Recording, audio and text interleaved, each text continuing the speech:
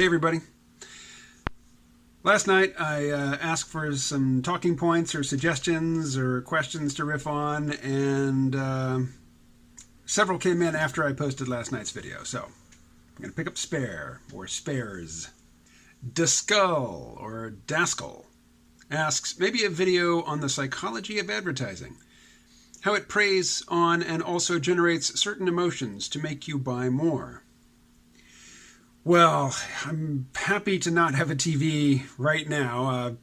I don't know that any advertisers are making advertisements specifically tailored to, this current lockdown pandemic mode. Maybe they are, I don't know. I've certainly been getting a lot of statements of policy and general intention from various corporations as email, and I can't bring myself to read them. They're just so full of vacuous, feel-good corporate bullshit that I can't imagine why anybody who sends out these emails even expects people to read them, much less have any interest in what they have to say. But in terms of advertising in general, I have a few pet peeves. One of the objections that people raise to universal basic income is that if people get it, they're just going to sit around on the couch all day and not do anything.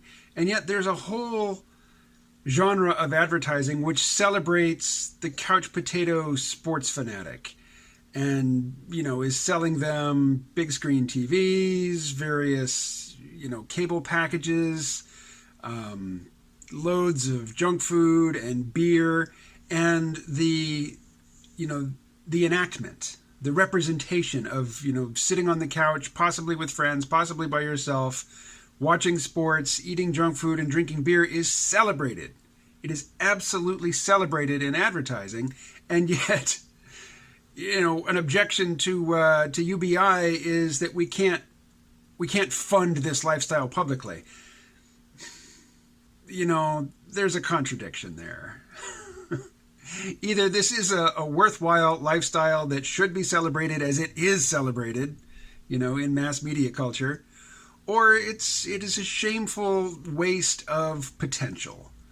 A waste of resources, a waste of cognitive resources. The people who obsess over sports could certainly put those cognitive resources to better uses.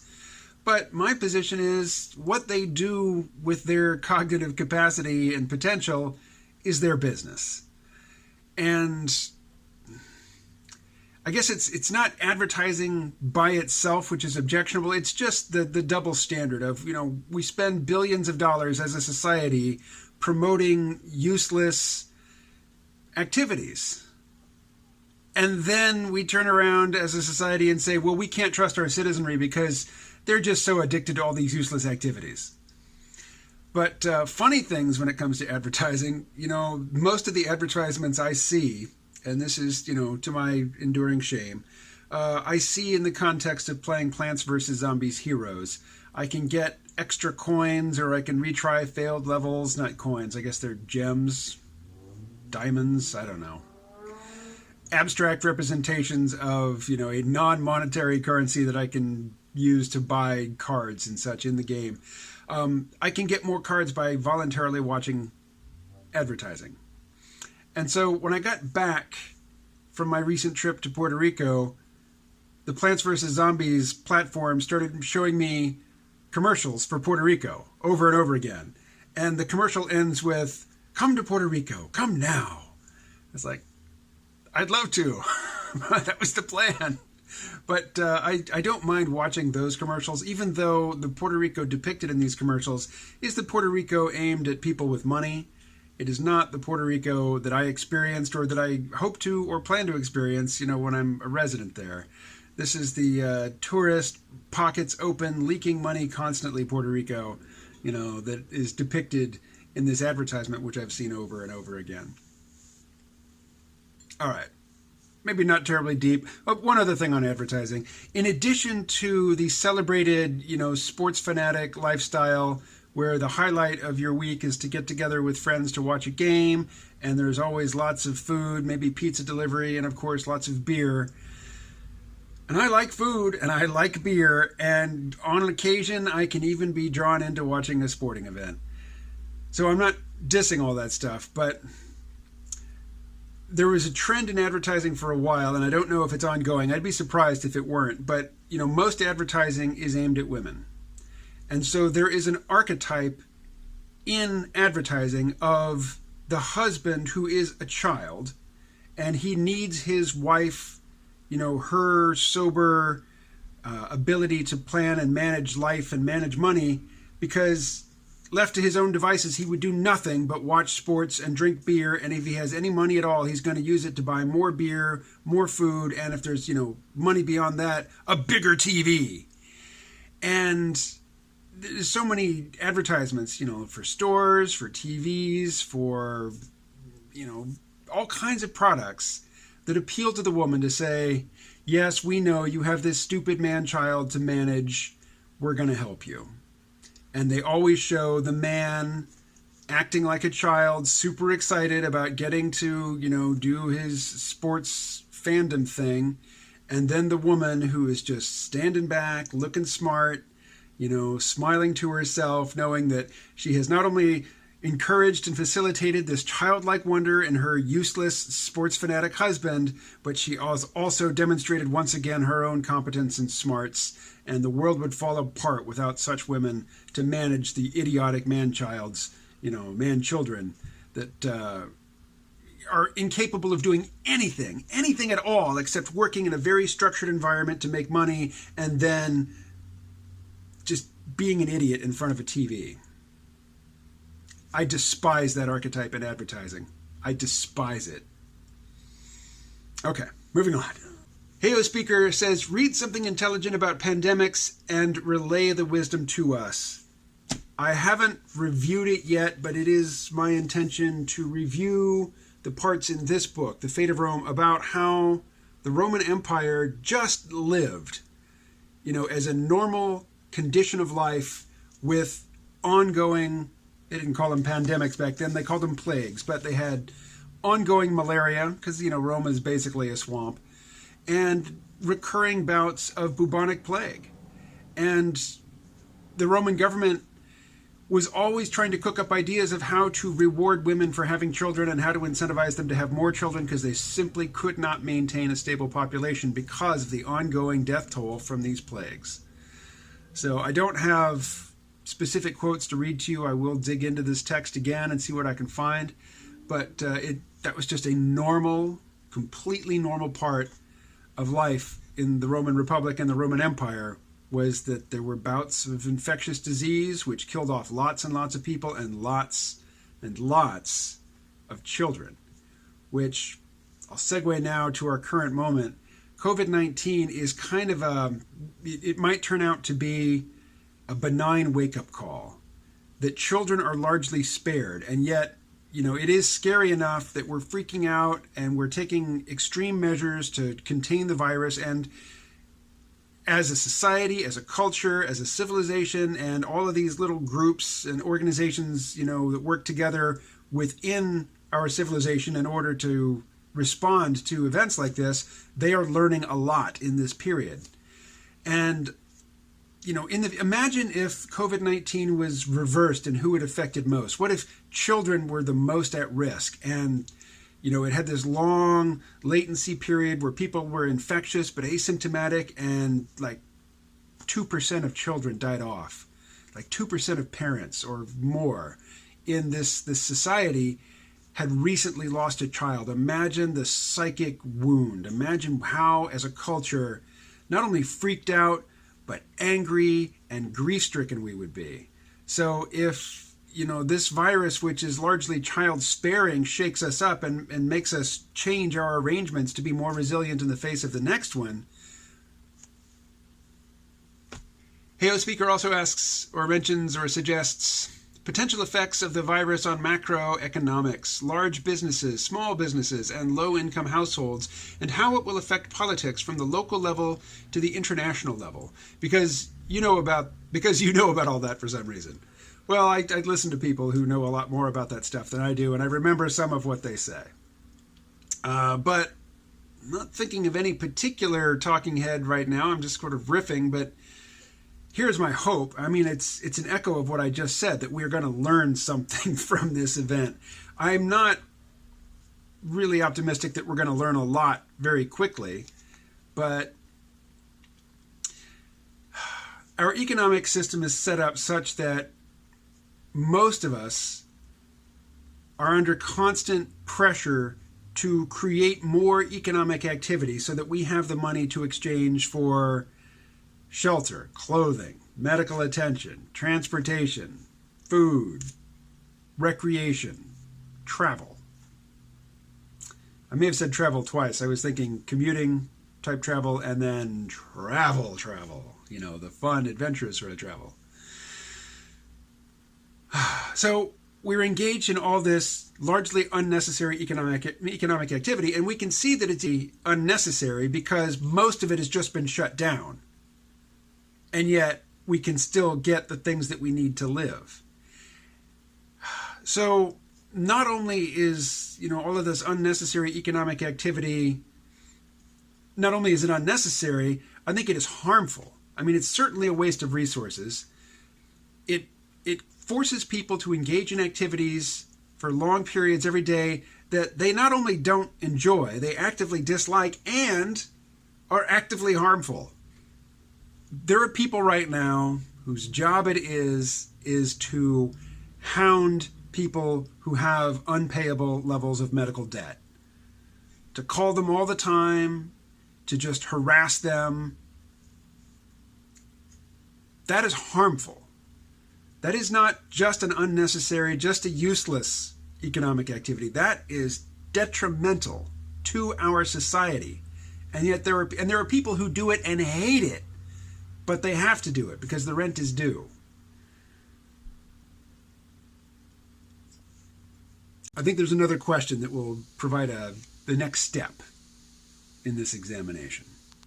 FunSmart suggests as an intuition pump, the illusory nature of money. Okay, money we know is an abstract representation. It's used sometimes as a store of value, but sometimes money loses its value over time, but it's still a unit of exchange and a unit of account.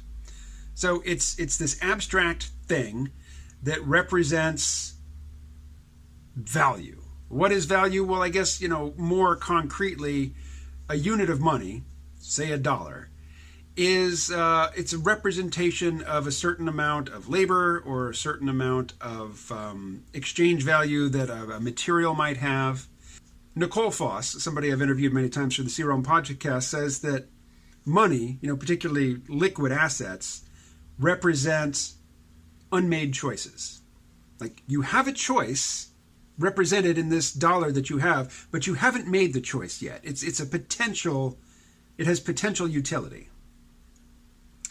Here's a neat thing about our current circumstance. The federal government, its first inclination and response to the COVID-19 financial pressure was to make sure that the rich people would be okay, that the banks would be solvent, that billionaires would still be billionaires when this was over. That was their top priority. But here's the thing. Jeff Bezos, hundreds of billions of dollars, I think he's got 160 billion. Most of those dollars will never be exchanged for anything. Their potential exchange value will remain potential forever, most likely. Whereas somebody like me, over the course of any given month, input and output is almost identical. So all of these potential choices will be turned into actual choices. The potential utility of that money will be transmuted into actual utility in my life. So all of my money is real money. Most of Jeff Bezos's money is potential money. And there's more of it there than he could ever spend in his lifetime. If he's just buying goods and services. If he's funding businesses like, Blue Origin or whatever, yeah, he could run out of money. But that's unlikely. In all likelihood, he will still have billions of units of unmade choices at his disposal when the whole economic system either crashes, dissolves, or gets transformed into something radically different. So the money that we would give to people, say if any of these universal basic income or, just a basic payout, one-time payout, temporary income, whatever, most of that money will become real money very quickly because it will enter into circulation. It will be exchanged. It will facilitate the exchange of value, the exchange of goods and services. Whereas money that is just given to billionaires so that they remain billionaires, you could say it's a waste, but if the money is made up out of whole cloth, if it's just willed into existence by the treasury and then transferred into accounts where it will never be accessed, where it will just sit there as potential, unused potential, doesn't really cost all that much. To create imaginary money that never gets used, put as many zeros as you want after those guys' accounts. If they don't use it, it's not real. All right. Ubraid J02 says, you changed your life for the big crash and you recently recanted your faith in that prediction, and now here we are. How you feeling? Well, I have frustrations in my life. I have unmet expectations, unfulfilled desires, but having recanted doomerism and then here we are in a pandemic, that doesn't inflict the least discomfort on me at all. Why? Because this isn't the end of civilization. This isn't the end of the world. A year from now, there will still be YouTube. We will still be obsessing over trivial bullshit. This virus, historically speaking, in terms of what other people live through and just considered to be normal, this is nothing. It is our panic. It is our irrationality. It is our fear which is causing all of the trouble. And it is our dysfunctional economic system. Because we can easily self-sequester, self-quarantine for long periods if it weren't for debt obligations, if it weren't for rent seeking, if it weren't for all manner of institutions and arrangements which have been set in place to keep most of us scurrying around trying to keep our heads above water economically. I mean, if it's just a matter of providing for people's physical and social needs, our current economic system is incredibly wasteful and really dysfunctional because most people aren't very happy in it. And we're not happy because we are beset by stressors which are really abstract, but which are designed to prey on our evolved psychology. It's insidious, it's gross, and this virus is demonstrating that it's completely unnecessary. It is a choice we have made in order to maintain this disequilibrium and imbalance in terms of who controls what and who receives deference and who gets shit on. But I double down on my rejection of doomerism.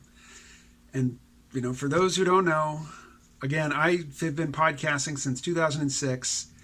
I got onto this peak oil track fairly early. I was pretty steeped in it when the 2008 financial crash came around, and all these peak oil folks were saying, this is it, this is the beginning of the end, a year from now we won't have electricity. Here we are a decade later, and everything's still working. All the stuff they said couldn't continue on has continued on. The market can remain irrational longer than you can remain solvent. The doomers are wrong. They were wrong a decade and a half ago. They are wrong today. They will be wrong a decade from now when they are predicting the imminent collapse of industrial civilization. This virus is not going to take down industrial civilization. It is not going to take down technological civilization. It's not even going to take down globalism, although hopefully it will provide us with a perspective reorientation on the value of just-in-time international supply lines. And I'm starting to see this in places. It's not widespread enough yet, but we need to understand that resilience is the opposite of efficiency. And that the more efficient you make a system, the more you remove redundancies from it, the less resilient it is, the more fragile it becomes. So it might be more efficient to have all of our manufacturing over in China and just buy stuff over, and have it imported over here. But it is more resilient for each country to provide for the vast majority of its own needs. And, you don't have to divide the world up by countries. You could say each bioregion, each continent, whatever. Redundancy is good. It is inefficient, but an overabundance of efficiency is a weakness. So make up t-shirts or whatever. Efficiency is bad. How about efficiency sucks? There's our motto for 2020. Fuck efficiency. All right, that is enough for one video. I will talk to you later.